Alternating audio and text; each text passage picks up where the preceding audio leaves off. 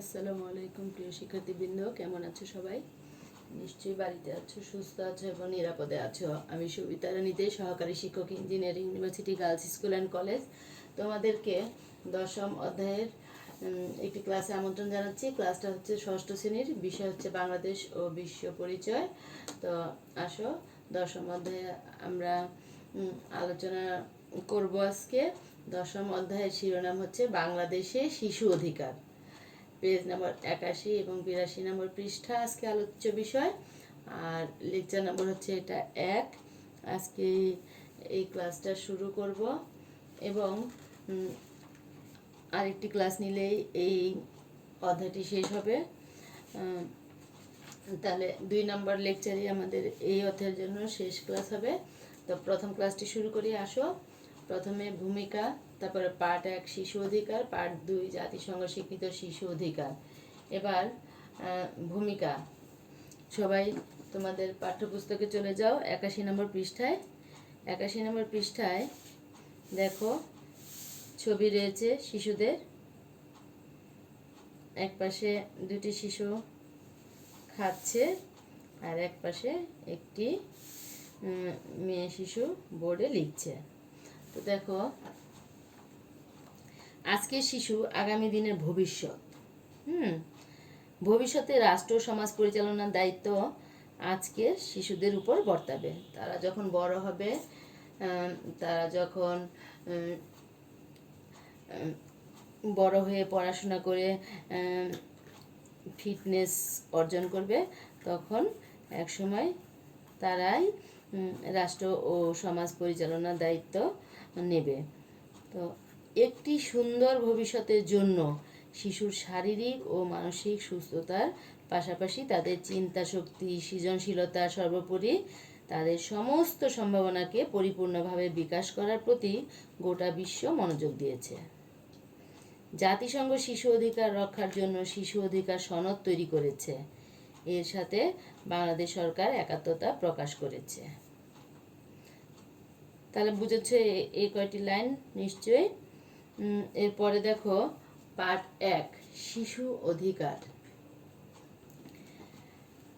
অধিকার হচ্ছে ব্যক্তির বিকাশের জন্য প্রয়োজনীয় এমন সুযোগ বা সুবিধা যা রাষ্ট্র কর্তৃক স্বীকৃত। ঠিক আছে? অধিকার কি? অধিকার হচ্ছে ব্যক্তির বিকাশের জন্য এমন কিছু সুযোগ বা সুবিধা যেগুলো রাষ্ট্র স্বীকৃতি প্রদান করেছে, অনুমোদন দিয়েছে। ঠিক আছে? আচ্ছা, অন্যদিকে শিশু বলতে একটি নির্দিষ্ট বয়স সীমাকে বোঝানো হয়। বিভিন্ন সমাজে শৈশবের ধারণা বিভিন্ন রকম এবং শৈশব নির্ধারণের মানদণ্ডও ভিন্ন ভিন্ন।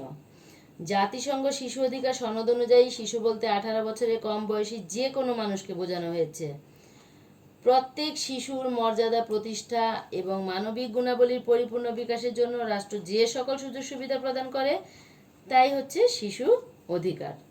তাহলে দেখো, এখানে আমরা পেয়েছি যে অধিকার কি, শিশু অধিকার কি, আর শিশু অধিকার শৈশব নির্ধারণের মানদণ্ড কয় ধরনের, মানে ভিন্ন ভিন্ন আর কি, বিভিন্ন সমাজে বিভিন্ন রাষ্ট্রে ভিন্ন ভিন্ন। এরপর দেখো, প্রত্যেক শিশুর মর্যাদা সেই মানুষই যথার্থ স্বাধীন যার জীবন ভয়ে বা নিরাপত্তাহীনতায় কাটে না। ঠিক আছে? স্বাধীনতা কাকে বলে? যার জীবনে কোনো ভয় নেই, যার নিরাপত্তাহীনতায় ভোগে না, যে সেই স্বাধীন। ঠিক আছে? আচ্ছা, যার জীবন সব দিক থেকে নিরাপদ এবং বাধাহীন, সেই হচ্ছে যথার্থ স্বাধীন। শিশুর খাদ্য, বস্ত্র, বাসস্থান, শিক্ষা, স্বাস্থ্য, আইনগত, নাগরিক ও সামাজিক সেবা প্রদান এবং নিরাপত্তা নিশ্চিতকরণের মাধ্যমে শিশুর অধিকার সংরক্ষণ করা যায়। সমাজের প্রতিটি শিশু বৈষম্যহীনভাবে বেড়ে উঠবে, সুস্থ এবং সুন্দর জীবনযাপন করবে এবং তাদের সুপ্ত প্রতিভাকে বিকশিত করবে। এগুলোই শিশু অধিকারের মূল মন্ত্র। তাহলে দেখো, এখানে আরেকটা পয়েন্ট, যে শিশু অধিকারের মূল মন্ত্রগুলো কি, ঠিক আছে, বা কোনগুলো শিশু অধিকারের মূল মন্ত্র। এছাড়া স্বাধীনভাবে কথা বলা, চলাফেরা করা, মত প্রকাশ করা ইত্যাদি শিশুর বিকাশে সহায়ক ভূমিকা রাখে। কাজেই শিশুদের সর্বোচ্চ স্বার্থের প্রতি খেয়াল রেখে যাবতীয় নীতি প্রণয়ন ও বাস্তবায়ন করা প্রত্যেক রাষ্ট্রের অন্যতম দায়িত্ব এবং কর্তব্য। এবার জাতিসংঘ স্বীকৃত শিশু অধিকার। জাতিসংঘ স্বীকৃত শিশু অধিকার। শিশুর জীবন অনেক ব্যাপারে বড়দের উপর নির্ভরশীল। তার নিজের আয় নেই, ছোট বলে তার গায়ে শক্তিও কম, ঠিক আছে। একই কারণে তার জ্ঞানও কম, মানে ছোট বলে ছোট তাই তার জ্ঞানও কম, ঠিক আছে। কারণ পৃথিবীতে এসেছে, সে অল্প দিন হয়েছে, তার অভিজ্ঞতাও কম। আচ্ছা, কিন্তু তাই বলে তাকে তার অধিকার থেকে বঞ্চিত করা যাবে না, তার উপর কোনো ব্যাপারে জোর খাটানো চলবে না। শিশুও কতগুলো ব্যাপারে স্বাধীনতা ভোগের অধিকারী। শিশু হিসেবে সমাজ ও রাষ্ট্রের কাছে তারও কিছু অধিকার আছে। জাতিসংঘ বড়দের মতো শিশুদের জন্য কতগুলো সুনির্দিষ্ট অধিকার ঘোষণা করেছে। 1989 সালের 20শে নভেম্বর জাতিসংঘ সাধারণ পরিষদে গৃহীত শিশু অধিকার সনদে এই অধিকারগুলোর কথা বলা হয়েছে। জাতিসংঘের শিশু অধিকার সনদে মোট 54টি ধারা রয়েছে। উক্ত সনদের গুরুত্বপূর্ণ কয়েকটি ধারা তুলে ধরা হলো। তাহলে দেখো, এখানে অনেকগুলো পয়েন্ট এসেছে, অনেক গুরুত্বপূর্ণ তথ্য এসেছে। কত সালে কত তারিখে জাতিসংঘ সাধারণ পরিষদে শিশু অধিকার সনদের কথা বলা হয়েছে, তারপরে সেই অধিকার সনদে কতগুলো ধারা রয়েছে, তারপরে আরও রয়েছে যে শিশু এই সমাজ ও রাষ্ট্রের কাছে শিশু হিসাবে যে কতগুলো অধিকার আছে। হ্যাঁ, এখানে একটা পয়েন্ট আছে যে শিশু কার নিকট তার অধিকারগুলো দাবি করতে পারে, ঠিক আছে। তারপরে দেখো, এবার 1 নম্বর পয়েন্ট দেখো, 18 বছরের কম বয়সী যে কোনো মানুষই শিশু, তবে কোনো কোনো দেশে এ বয়স দেশীয় আইনে আরও কম।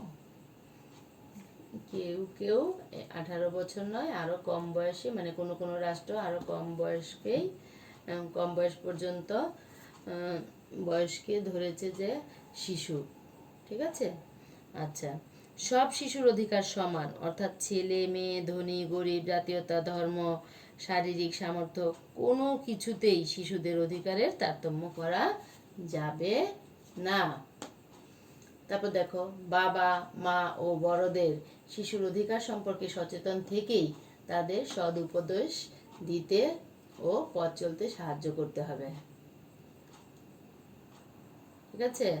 বাবা মা ও বড়দের, বাবা মা তো আছে, পাশাপাশি বড়রা, অন্যান্যরা, হ্যাঁ, পরিবারের অন্য সদস্যরা বা অন্য বড়রা, প্রতিবেশী হোক, আত্মীয় স্বজন হোক,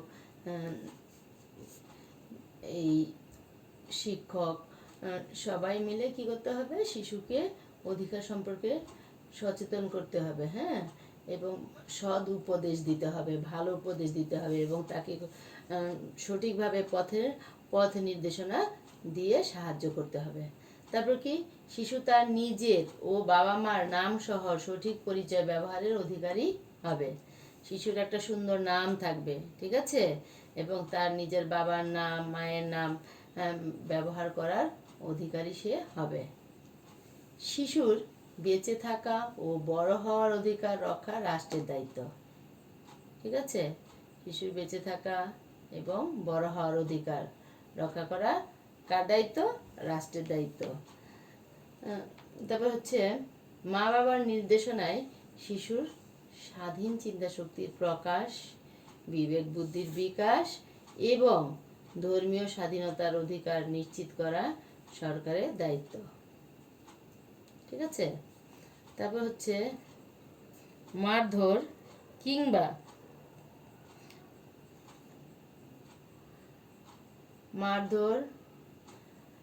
কিংবা অন্যায় বকাঝকা থেকে শিশুকে রক্ষা করার ব্যাপারে সরকারের দায়িত্ব আছে।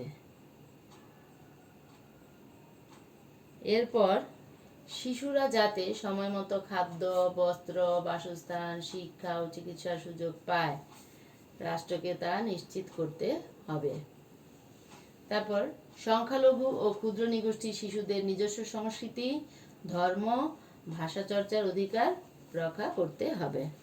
আমরা জানি যে বিভিন্ন ক্ষুদ্র নিগোষ্ঠীর নিজস্ব ভাষা রয়েছে, তাদের নিজস্ব সংস্কৃতি রয়েছে, প্রত্যেক ধর্মের আলাদা সংস্কৃতি রয়েছে, হ্যাঁ, এলাকা ভিত্তিক সংস্কৃতি রয়েছে, তো সেগুলো রক্ষা করতে হবে।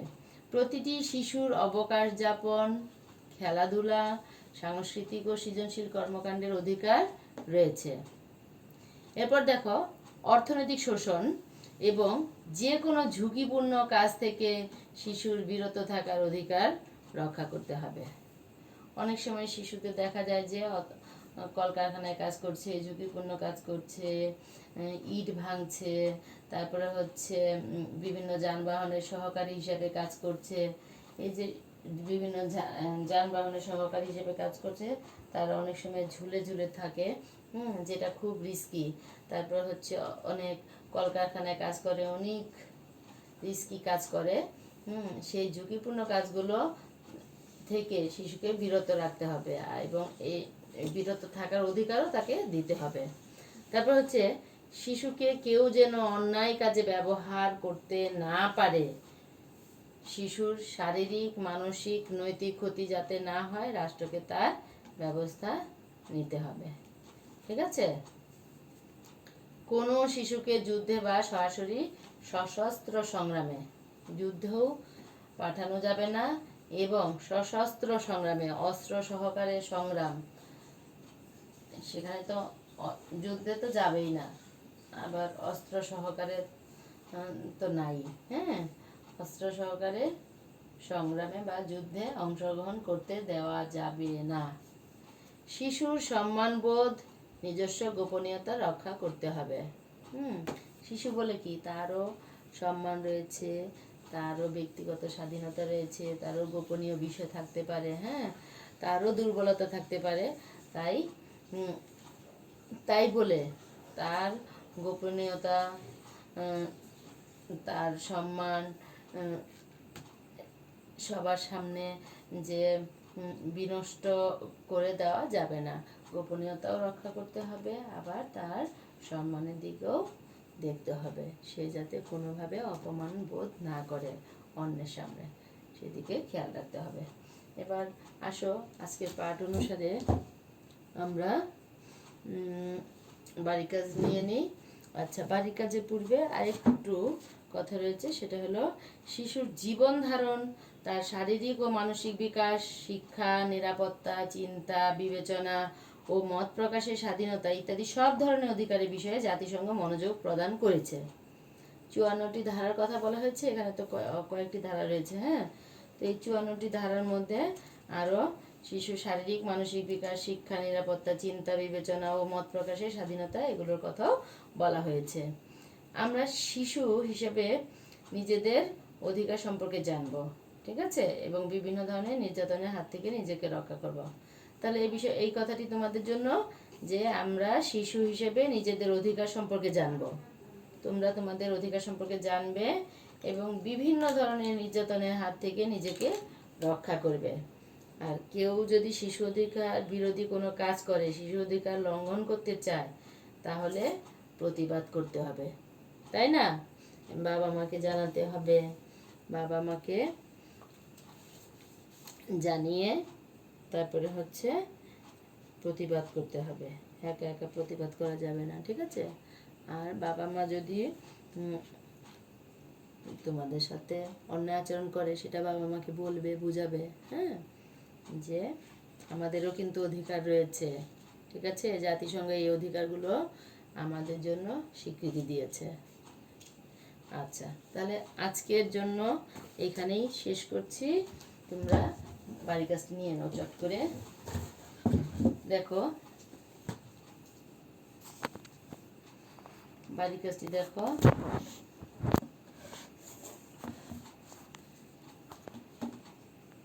সৃজনশীল একটা প্রশ্ন, উদ্দীপক, এটি 1 নম্বর প্রশ্ন। দেখো, সালমা শাহবাগের মোড়ে ফুল বিক্রি করে, আর তার ছোট ভাই চায়ের দোকানে সহকারী হিসেবে কাজ করে। ঠিক আছে, সহকারী হিসেবে বুঝো তো, হেল্পিং হ্যান্ড। ক্রেতারা আসলে তাদেরকে চা পরিবেশন করা, তারপরে চায়ের কাপ পিরিচ এগুলো ধোয়া, তারপরে হচ্ছে টেবিল পরিষ্কার করা, এই ধরনের কাজগুলো সে করে। ঠিক আছে, তারা কেউই পড়াশোনা করেনি, সালমাও পড়াশোনা করেনি, তার ভাইও পড়াশোনা করেনি। তার বাবা আবার বিয়ে করেছে। ঠিক আছে, আচ্ছা, মা বাসায় বাসায় গৃহপরিচারিকার কাজ করে সংসার চালাচ্ছে। বিভিন্ন বাসায় বাসায় তার মা গৃহপরিচারিকার কাজ করছে। হ্যাঁ, আর এভাবে সংসারটি চালাচ্ছে। তাহলে পড়ালেখা করতে পারেনি দুই ভাই বোনের কেউ। তো দেখো প্রশ্ন, জ্ঞানমূলক প্রশ্নটা হচ্ছে, আজকে শিশু আগামী দিনের ড্যাশ। আগামী দিনের কি, এই খালি ঘরে লিখবে। খ, শিশু অধিকার বলতে কি বোঝায়? 2 নম্বর প্রশ্ন, এটার নাম্বার হচ্ছে 2, খ নম্বরের প্রশ্নে। গ, সালমা কোন অধিকার থেকে বঞ্চিত, ব্যাখ্যা করো। সালমান যে শাহবাগের মোড়ে ফুল বিক্রি করছে, সে কোনো অধিকার থেকে বঞ্চিত হয়েছে কিনা, আর যদি হয়ে থাকে তাহলে সেটি ব্যাখ্যা করবে। তার এই অধিকার রক্ষা করার দায়িত্ব কার উপর ন্যস্ত? মূল্যায়ন করো। তাহলে নিশ্চয়ই পারবে। আজকে পার্ট থেকে খুব সুন্দর একটি রিলেটেড প্রশ্ন, অনেক সহজ, নিশ্চয়ই পারবে এবং বাড়ির কাজটি করে রাখবে। তাহলে সবাই ভালো থেকো, সুস্থ থেকো, পরের ক্লাসে দেখা হবে ইনশাল্লাহ। আল্লাহ হাফেজ।